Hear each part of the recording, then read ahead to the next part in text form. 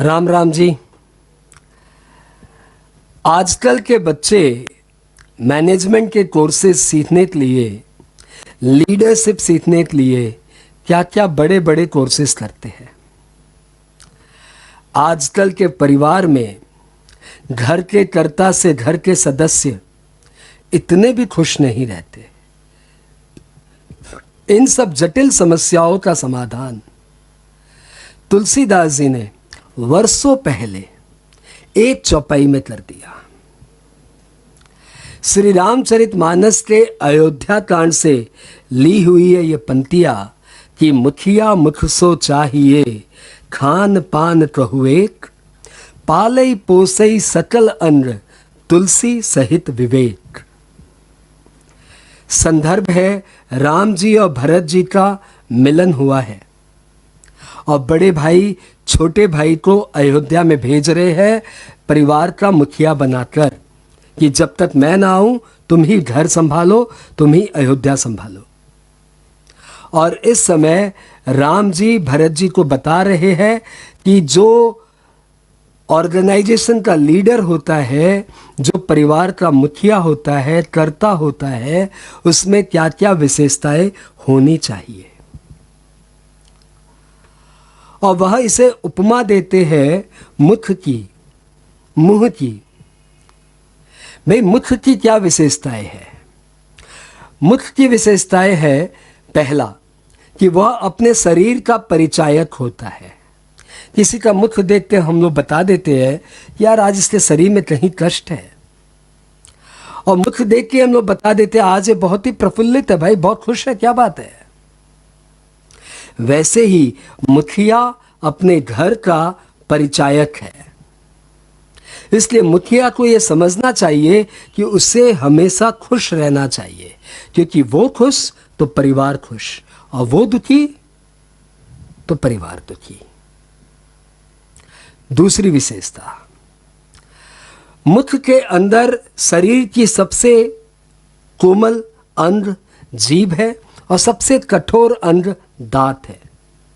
यानी मुख कोमलता और कठोरता को साथ में लेके चलता है।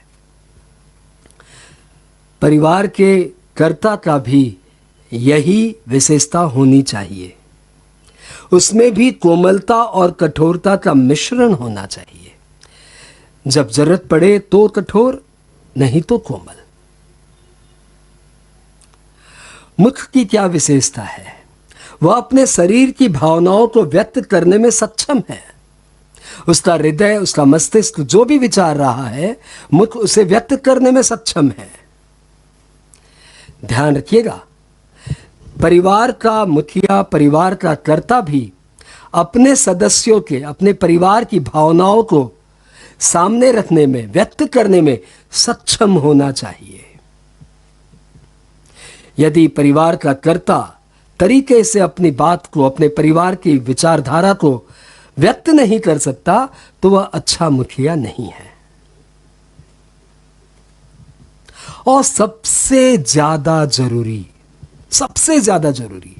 जिसे तुलसीदास जी ने खुल के कहा, पालई पोसई सकल अंग, तुलसी सहित विवेक। इस पे आप विशेष ध्यान दीजिए। हमारे परिवार के कर्ता एक गलती बहुत ज्यादा कर देते हैं।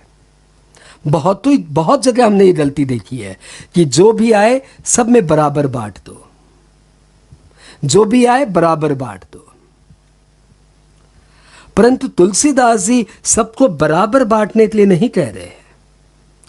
तुलसीदास जी कहते हैं जैसे मुख के अंदर जो भी हम खाते हैं, पीते हैं, उससे जो भी ऊर्जा मिलती है, वह ऊर्जा वह पूरे शरीर में जरूरत के अनुसार बांट देता है। जिस अंग को ज्यादा जरूरत है वहां ज्यादा ऊर्जा पहुंचा देता है, बराबर ऊर्जा नहीं बांटता। वैसे ही मुखिया को शरीर में, मुखिया को परिवार के जिस सदस्य को ज्यादा आवश्यकता है वहां ज्यादा पहुंचाए, जहां कम आवश्यकता है वहां आवश्यकता अनुसार पहुंचाए। विवेक सहित, इक्वालिटी नहीं, जस्टिस। यही गुण परिवार के कर्ता के पास होना चाहिए और वही गुण ऑर्गेनाइजेशन के लीडर के पास होना चाहिए।